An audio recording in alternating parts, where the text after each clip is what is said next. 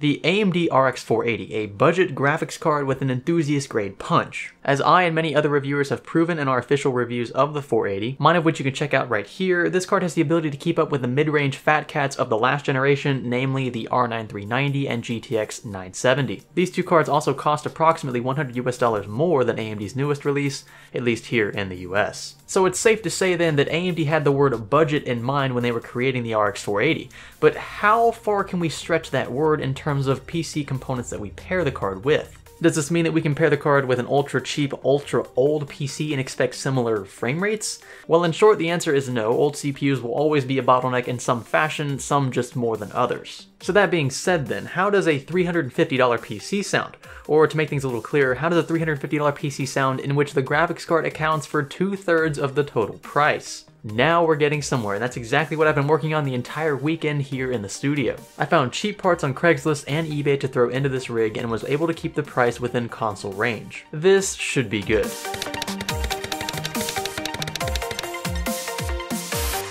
Now I'm not going to start a whole PC versus console fanboy battle, whatever you want to call it.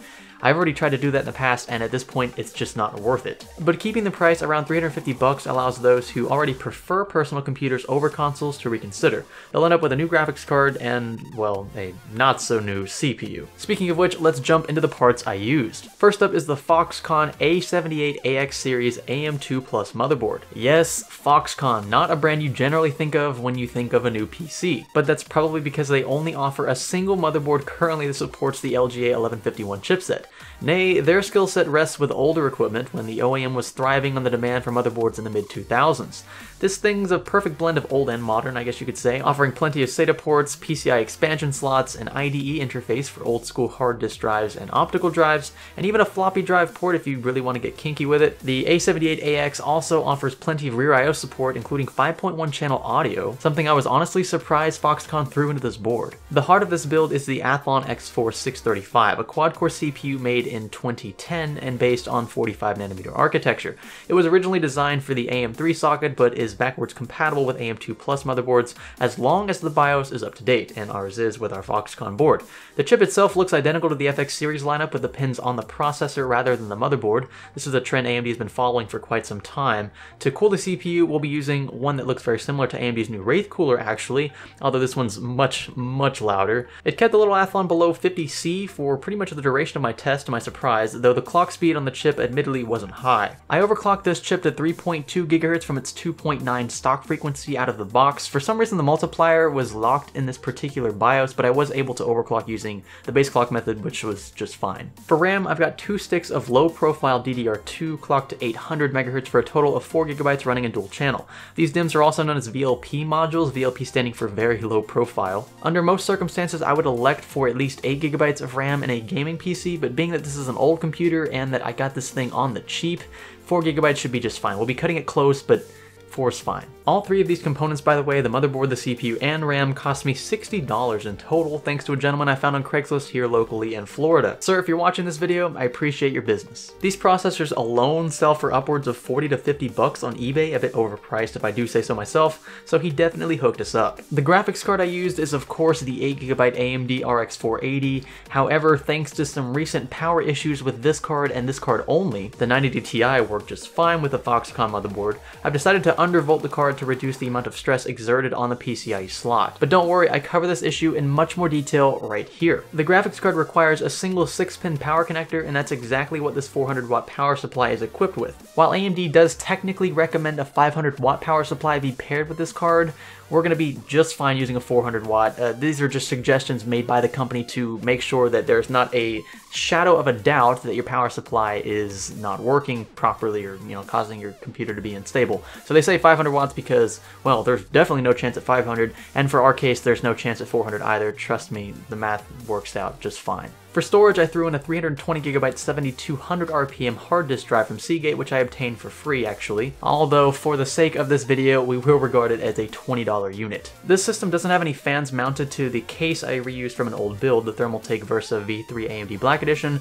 but our temperature under load stayed within their limits, so I didn't bother adding anything else to the budget. The CPU fan is also blowing towards the motherboard, which should provide adequate cooling for the VRMs and large capacitors. If you do plan on building a computer similar to this one, however, I recommend that you try your best to incorporate at least one fan. Subtle airflow is better than no airflow. Oh, and one more thing, I kind of misplaced the power button on the tower itself, which means that powering the sucker on, at least for the time being, requires a jump of 2 physical pins on the board itself. Hot wiring a spring-loaded switch with something like aluminum should be enough for a fix in the near future, but I'm not worried about that at this point because I'm not worried about selling it at this point. I installed Windows 10 64-bit without any issues, as well as the most recent Crimson drivers for the RX 480. Oh, and I forgot to mention, my WD Black 1TB hard drive was thrown in temporarily so that I could run all of the required gaming benchmarks. I was not about to re-download all of those games. Speaking of which, let's find out how well this thing stacks up for $350. First up in Cinebench, we get a feel for just how powerful this quad-core CPU is.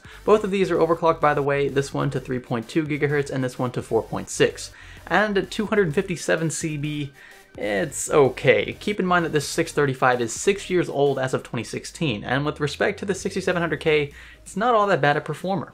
Geekbench tells us much of the same. While its single-core score is lagging behind at 1570, the multi-core score is actually decent thanks to the 4 cores on board.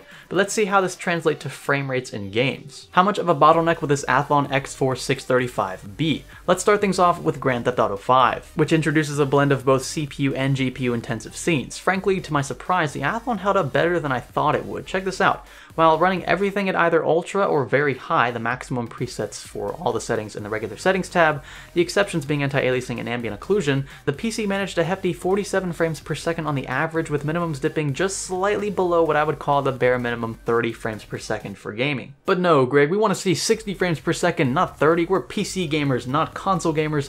Whoops, did I offend anybody? Hey, there are plenty of PS4 and Xbox One games that run at 60 FPS. True, there are, but I guarantee you they aren't running at the most optimal settings. Compromises had to be made, and the case is no different here. Turning everything down to normal in the settings tab resulted in a huge frame rate gain across the board. I mean, if you don't look anywhere else in this graph, check out the minimum frame rates. What? 51? That's better than my $1,200 gaming and editing rig at max settings. Very impressive this Athlon 635 and RX 480 combo is. But is this the case across all titles? In short, no. Let's check out Cities Skylines, a very CPU-intensive game by all means. Running everything at max settings yields undeniably pitiful frame rates. This is what we call in the PC gaming sphere unplayable. I actually recorded a bit of this with my camera as well, since using an onboard screen recorder dropped these frame rates to near 0, it was that bad. The stuttering intensified the closer I zoomed in, emphasizing the lack of CPU horsepower we had that was required to run this game at any desirable frame rate. Reducing the in-game settings brought the game to life again, but only barely. Our minimums and maximums weren't bad, but the average frame rate still hovered much closer to the minimum, meaning that this game was still relatively unstable. Another CPU-intensive title is Total War Warhammer. Things get especially taxing on the CPU when the battles get especially intense, and much like Cities Skylines, zooming in makes everything much worse. Our average frame rate at maximum settings minus anti-aliasing was a whopping 36.6, which isn't all that far off from our i7 6700K's average, although the minimums and maximums were both much lower. I mean, come on, 11 frames per second, and this wasn't the only time that the frame rate dipped this low. It was a frequent occurrence actually, almost similar to stuttering as a result of a bad internet connection. I'm sure most of us know what that feels like. I imagine our 4GB of RAM was also slightly limiting, to be fair, in this regard, but being as though most of this game relies on video memory, the CPU is still likely the culprit. I would like to point out, however, that lowering the settings bumped these minimums quite a bit, giving the game what I would call at least an enjoyable experience, because in a game like this, 40 frames per second is actually manageable. I would say in a first-person shooter or something like a racing game, you would want more than 40, something like 60 or 70, something around there. Hitman was a title I expected much more from with this rig, however I experienced much of the same, about half the frame rate I received with the RX 480 in my i7 rig. I honestly expected the RX 480 to exceed my expectations in this game, being that it was kind of designed around this platform, but across the board the minimums were just disappointing. I should also note that DirectX 12 was a no-go with this machine. For reasons unknown, the DirectX 12 preset in supporting titles always resulted in a crash about halfway through each benchmark. Disappointing to say the least, and I think we have the Athlon to blame. Rise of the Tomb Raider, also running in DX11, was a mixed bag. While the averages stayed well above 30, I experienced infrequent dips to, I'm talking about 3 FPS. The game would run smoothly, pause for a split second, and then continue running smoothly. A bit strange and a bit annoying, but overall still playable, I suppose. Dropping the settings reduced the frame rate dips, but not to a substantial enough amount, in my personal opinion, to justify the compromise in graphical clarity.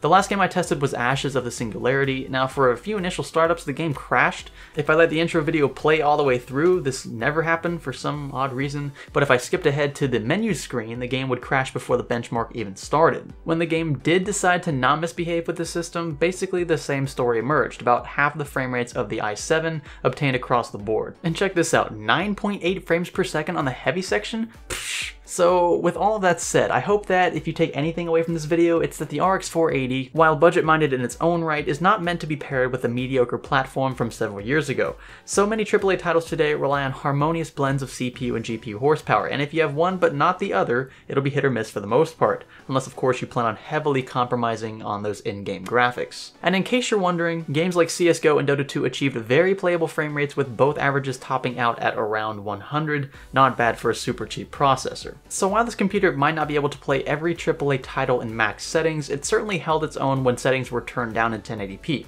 It's definitely a compromise opting for a platform of this caliber, but if you pair it with an RX 480, the card alone should be strong enough to pull your frame rates along. Maybe not to your desired amount, but hey, when you compromise on PC components, you should also compromise on your expectations, even when the computer itself is paired with a brand new 8GB video card from AMD. If you like what you saw in this video, be sure to give this thing a thumbs up and give it a thumbs down if you feel the complete opposite, or if you hate everything about life, be sure to click the subscribe button if you haven't already and stay tuned for new content here on the channel. This is Science Studio. Thanks for learning with us.